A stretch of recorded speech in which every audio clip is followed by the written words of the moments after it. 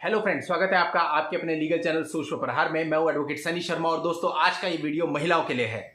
चौंकिए मत, आपके लिए भी है, क्योंकि महिलाओं के लिए जो नियम बनते हैं उसका पता होना भी आपको जरूरी है। यदि आपको नहीं पता तो आप एक भ्रम में रहेंगे और एक भ्रम में ही मुकदमे लड़ेंगे तो आपको प्रॉब्लम हो सकती है। तो ये वीडियो दोनों के लिए इंपॉर्टेंट है, महिलाओं के लिए इसलिए क्योंकि उनके हक की बात है और पुरुषों के लिए इसलिए ताकि उनको पता रहे कि क्या हो रहा है। अगर महिलाओं के फेवर में भी कुछ आ रहा है तो आपको पता होना चाहिए ताकि आप लड़ाई अच्छे से लड़ सकें।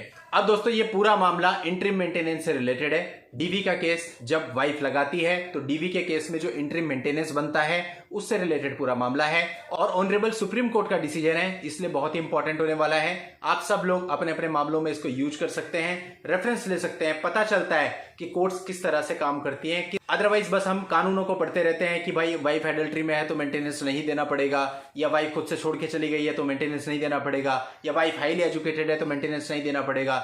बहुत सारे रूल्स हैं मेंटेनेंस को लेके, बहुत सारी भ्रांतियां हैं, तो उन सारी भ्रांतियों को दूर करना चाहिए हमें समय समय पर। और वो कैसे होंगी? जब कोर्ट के डिसीजन आएंगे और स्पेशली ऑनरेबल सुप्रीम कोर्ट का। ऑनरेबल सुप्रीम कोर्ट का अगर कोई जजमेंट आता है तो जाहिर सी बात है उसे देख करके अपने को पता चल सकता है कि हमें किसी भ्रम में नहीं रहना है और जो उस मामले में हुआ है वो आपके मामले में भी हो सकता है। तो दोस्तों इस पूरे मामले की जानकारी आज के इस वीडियो में मैं आपको दूंगा।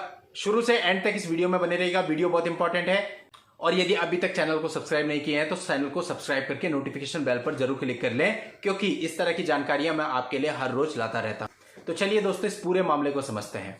इस मामले में वाइफ ने डीवी की एक पिटीशन फाइल करी।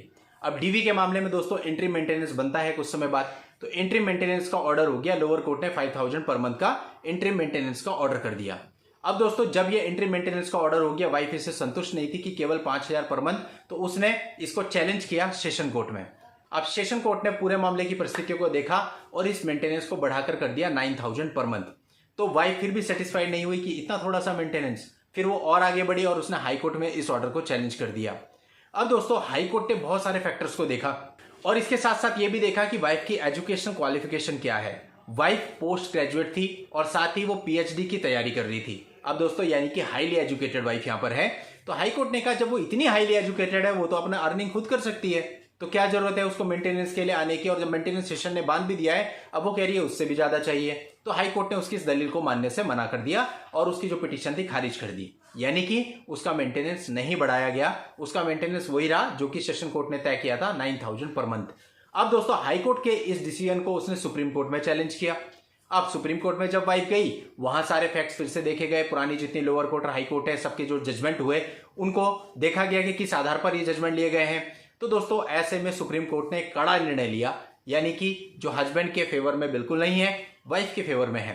तो सुप्रीम कोर्ट ने यह कहा कि अगर वाइफ हाईली एजुकेटेड है तो इसका मतलब यह नहीं है कि वो खुद को मेंटेन भी कर सकती है। यह चीज इस बात की गारंटी नहीं है कि वो अपना मेंटेनेंस खुद कर लेगी। तो ऐसे केस में जो ऑनरेबल सुप्रीम कोर्ट थी उसने कहा जी 9000 से काम नहीं चलेगा। उसने उस मेंटेनेंस की अमाउंट को बढ़ा करके 25000 पर मंथ कर दिया, सारे फैक्टर्स को देखते हुए कि हस्बैंड इतना आराम से दे सकता है, उसको देना चाहिए। अब मुझे पता है आप में से बहुत सारे लोग सोच रहे होंगे कि जजमेंट तो बहुत ही गलत है।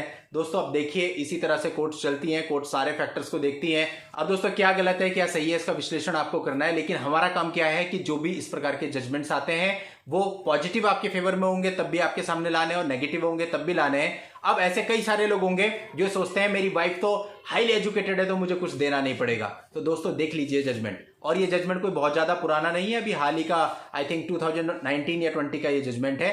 तो इस जजमेंट की कॉपी यदि वाइफ लगा ले, क्योंकि सुप्रीम कोर्ट का जजमेंट है तो मान्य होगा, परिस्थितियां सेम हैं अगर आपके केस की तो मान्य होगा। तो इसलिए आपको यह सोच के नहीं चलना चाहिए कि अगर मेरी वाइफ हाईली एजुकेटेड है तो फिर मुझे मेंटेनेंस नहीं देना पड़ेगा, तब भी आपको मेंटेनेंस देना पड़ सकता है। और देखिए इस केस में तो सुप्रीम कोर्ट ने और बढ़ा करके लगभग 3 गुना मेंटेनेंस कर दिया। तो इसलिए दोस्तों हमेशा कहता हूं मैं कि जो भी लॉ है सिर्फ लॉ के अकॉर्डिंग काम नहीं चलता, उसके अलावा आपको प्रैक्टिकल भी होना पड़ता है। कैसे कोर्ट में काम चल रहे हैं उसको देखते हुए आपको टैक्टिक्स भी लगानी पड़ती हैं। प्रैक्टिस और टैक्टिक्स दोनों साथ साथ चलती हैं तब जाकर के आपका काम होता है। अगर आप जस्ट किताबों को फॉलो करेंगे, लॉ को फॉलो करेंगे, वीडियोज में जो लॉ बताया गया उनको एज इट इज सोचेंगे कि बस ये ऐसे ही कोर्ट पे लागू हो जाए, नहीं होंगे। कोर्ट में काम कैसा होता है, कोई आदमी अगर आपको यह समझाए कि कोर्ट में काम ऐसा होता है और कोर्ट में काम जैसा होता है उसके अकॉर्डिंग अगर आप फाइट करेंगे तभी आपको कोई रिलीफ मिल सकता है, अदरवाइज कोई रिलीफ नहीं मिलेगा। अगर आप सिर्फ लॉ बाय लॉ चलेंगे तो कब क्या ऑर्डर हो जाए ना आपको पता है, ना हमें पता है, ना अपोजिट पार्टी को पता है किसके फेवर में जाए। इसलिए दोस्तों अपनी लड़ाई को लड़ते हुए अपनी कमजोरियों को भी पहले ध्यान में रखना है, और जो मजबूती आपकी है वो तो हमेशा आपके पास रहेगी, लेकिन जो कमजोरी है उसको जरूर परखना है ताकि उस पर ओवरकम करते हुए आप उस लड़ाई को जीत सकें। दोस्तों आप लोगों के रेफरेंस के लिए जजमेंट का लिंक मैं इस वीडियो के नीचे डिस्क्रिप्शन में दे रहा हूं, वहां जाके आप इस जजमेंट को पढ़ के ये पूरा मामला जान सकते हैं। और यदि आप में से कोई भी अपनी पर्सनल समस्या के लिए मुझसे बात करना चाहे, उसके लिए इस वीडियो के नीचे डिस्क्रिप्शन में मेरा व्हाट्सएप नंबर दिया हुआ है, उस व्हाट्सएप नंबर पर व्हाट्सएप मैसेज करके आप अपनी अपॉइंटमेंट बुक करके मुझसे बात भी कर सकते हैं और मिल भी सकते हैं। नेक्स्ट वीडियो में ऐसी ही नई लीगल जानकारी के साथ मैं आपसे फिर मिलता हूं, तब तक के लिए goodbye and thank you for watching. Take care.